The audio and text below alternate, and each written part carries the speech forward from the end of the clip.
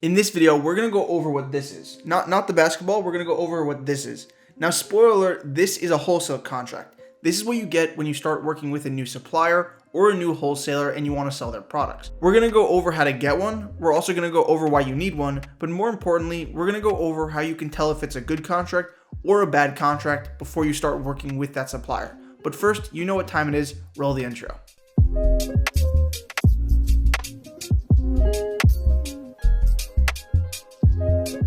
What is up, you guys? I hope everyone is doing well. If you're new to the channel, my name is Noah and I run a wholesale business selling on platforms like eBay, Amazon, and Shopify. So in this video, we're going to be talking all about wholesale contracts. Now, you might already have one or you might already know what they are, especially if you're dropshipping on eBay. Recently, eBay made a change to their terms of service where they say that they want people dropshipping from wholesale suppliers and that they don't want them using other marketplaces or other retail suppliers. So let's take a look at that policy really quickly just to see what it says. Quote, dropshipping where you fulfill orders directly from a wholesale supplier is allowed on eBay. However, listing an item on eBay and then purchasing the item from another retailer or marketplace that ships directly to your customer is not allowed on eBay. Now, before you go down and write a comment saying how retail dropshipping is allowed, that's not what this video is about. And although you will be helping out with my engagement, this video is not a debate between retail dropshipping versus wholesale dropshipping. I want to show you how you can get a wholesale contract just to better protect your business, whether you're dropshipping on eBay or Amazon, or you can actually use contracts in the future when you want to start working with new suppliers. So now you're probably wondering, how does having a wholesale contract protect my business? Now, there are two main reasons why you would want a contract when working with suppliers. The first reason is that it outlines the terms and the policies of the contract so you know exactly what to expect when you start working with this company. It's going to outline their shipping policies, it's going to outline their return policies, and this way you know all of the terms before signing the contract and you know if that supplier is going to be beneficial for your business. The last thing that you want to do is you don't want to start working with a supplier that doesn't allow returns or they charge 50% restocking fees. So reading the contract in full and understanding the terms is really important when you start working with a new supplier. The second main reason why you would want a wholesale contract or that you would want a contract with your supplier is that just in case eBay or Amazon are going to ask you if you have a document saying that this company is going to work with you and that they're going to fulfill your orders for the customer. So having that document is really crucial, especially if eBay is going to ask you for proof. And you can also use this document in reference to other suppliers. So say a supplier in the future asks you, do you have any references or any past contracts that you have working with other companies? You can actually use this document that you get with your first supplier to go ahead for that other company. So there are definitely a lot of uses for having a wholesale contract, but these are just the two main reasons. So now that you know what a wholesale contract is and you know why it's actually important for your business, let's talk about how to get one. And we're also going to go and we're going to look at some contracts so you know which one's going to be a good one and which ones are bad ones before signing them. Almost all wholesale suppliers will have you sign a contract. It's also known as like the wholesale application. So when you're signing up for a new supplier, that application process, it's going to have you read the terms of service. It's going to say that you agree to their policies. So that is basically your contract. Now, some suppliers will give you a digital or a physical copy. Some suppliers won't, but you can always request one. So how do you actually get a contract? Now, in order to get a contract, you're going to need a supplier to start working with. I have tons of videos on my channel showing you how to actually find suppliers. So if you want to know how to find suppliers in order to get those contracts, I'm going to leave a list of a few of those videos down below, but you should definitely go to my channel and you should definitely check out those videos. So after you find a supplier and once you have a supplier that you feel you want to start working with, you're then going to fill out the application. And on that application, this is basically going to be your contract. Now, the contract can either be a digital one, you're either going to fill it out on their website. So we're going to go over some examples, but two of the most common kinds are you're going to see the document on the website, you're just going to fill in your information. And the other one is going to be a digital one. They're either going to have you download a PDF or it's going to open in a new tab and you're going to fill out that PDF, you're going to sign it, you're going to check all of the boxes, put in all the information, and then you would email it back to that company. So the information that they usually ask for on the contract or the application is they just want to know a little bit about your business. How long has your business been in business? They also just want to know about maybe your annual revenue. They might ask you where your business address is. They might ask you for your store name. They might ask you for information about you. They want to know who the purchaser is going to be for the items. They might want to ask you just some information like that. And of course, they're going to ask you for your sales tax ID. That's pretty standard. All of that information is pretty standard on what you see. It's going to differ depending on the type of contract, but basically they just want to know about your business, about you, and about anyone else who might be purchasing any items. So once you submit a contract to the company, you are then signifying that you have actually read the terms and the policies that they are setting for anyone who wants to sell their products. This is why I highly stress it,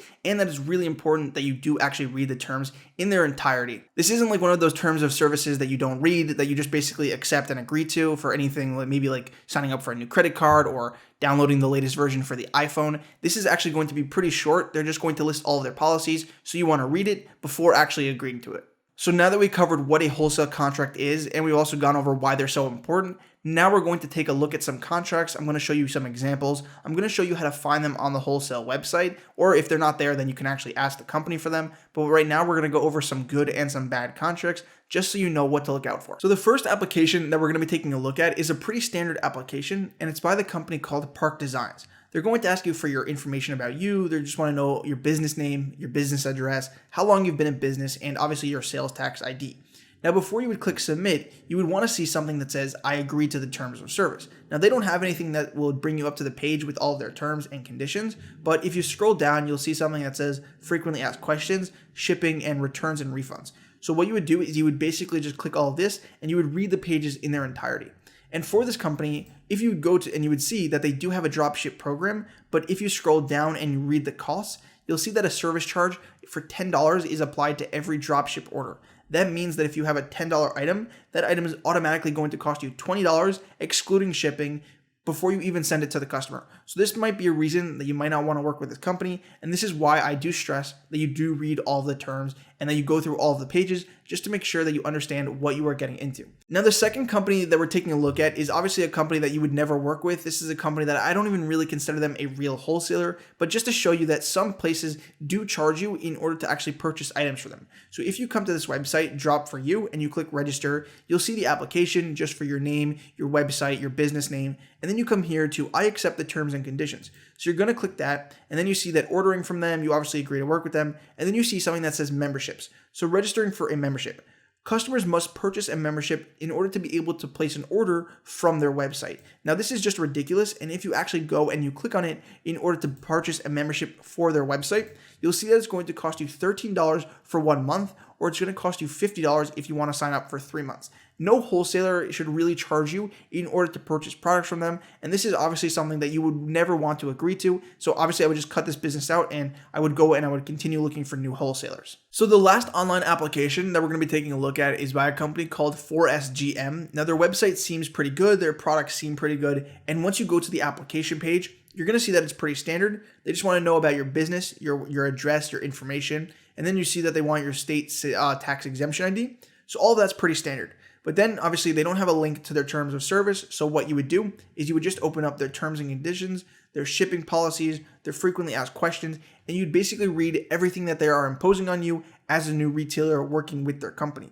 So if you open up their shipping policies, you'll see that for drop shipping, they actually don't charge you anything. So if you scroll up and you'll see that drop shipping is available to the customer and no additional cost. That's really good, and it's obviously something that we like to see. But then when you scroll down, you'll see that they have other policies, and you would want to read all this. But the main one that I want to show you is that for returns and cancellations, they actually have a 20% restocking fee. Now, that's not really that bad. I've worked with companies that have 25% restocking fee, but this is just something that I want to show you because you want to know all this information before signing it. You want to know how much the company is going to charge you for returns, or even if they allow returns. So you want to open up all of the different pages and you want to know all of the information before signing it. So this is just to show you that obviously companies are going to have their restocking fee and they might even have higher restocking fees, but this information was buried at the bottom of the page. So you might actually have to do some digging in order to find all the different policies that this company has. So the other type of application is called the downloadable application. And the company that we're looking at is MA Labs. And in order to start working with them, you would click become a reseller and then begin your application process. So if you click the link for this in order to begin the application, it's going to open up this application and you would basically just fill in all of the information. And right here, they say that you would send it back to this email right here. So that's typically pretty standard for bigger companies. The online application is for smaller companies. Bigger companies usually have you download the PDF and send it back.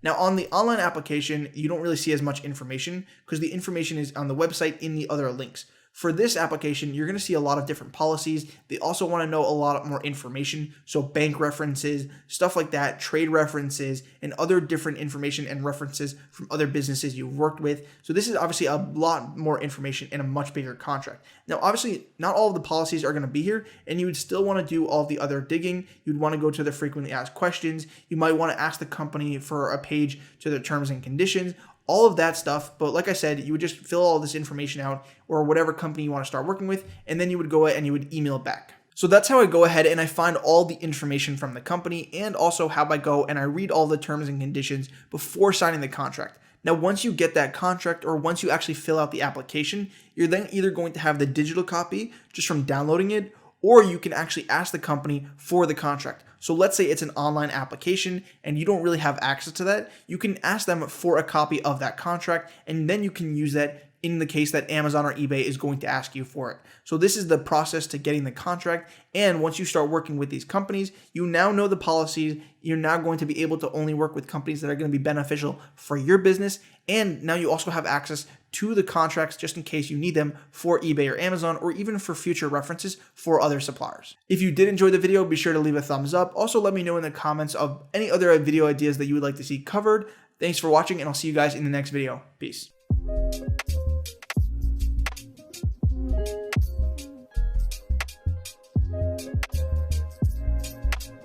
Thank you.